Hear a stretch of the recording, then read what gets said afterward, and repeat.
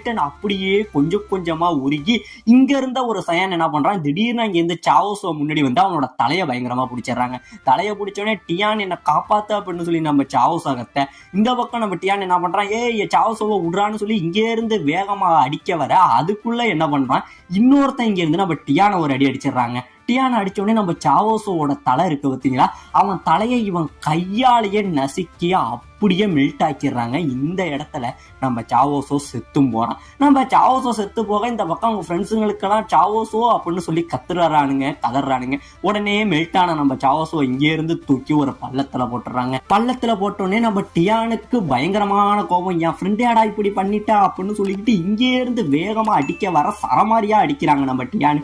எல்லா அடிகளுமே இந்த ரெண்டு சயான்ஸ் ரொம்பவே அழகா டாச் பண்றானுங்க. இப்படியே டாச் பண்ணிட்டு அவனுங்க திருப்பிக்கிட்டு அடிக்கிறானுங்க. பாவம் நம்ம டியான் வாயில ரத்தத்தை கொப்பளிக்கிறான். பயங்கரமான அடியா நம்ம டியான் எடுத்துக்கிட்டு இருக்காங்க. இப்படியே பிடிச்சிக்கிட்டு இருந்து ஒரு வழியா நம்ம டியானோட கழுத்தையுமே இவனுங்க பிடிச்சி லாக் பண்ணிடுறாங்க. லாக் பண்ணிட்டு நம்ம சாவோஸோவை எப்படி நசுக்கி கொண்டானுங்களோ அந்த மாதிரி இவன் மண்டையும் நசுக்கி கொள்ள, அந்த டைம்ல எம்சா என்ன பண்றான், அவனோட பவர் பால்னு ஒன்று யூஸ் பண்ணுவான் பார்த்தீங்களா, அந்த பவரை இங்கே இருந்து யூஸ் பண்ணி ஒரு மிக பெரிய ஒரு குண்டு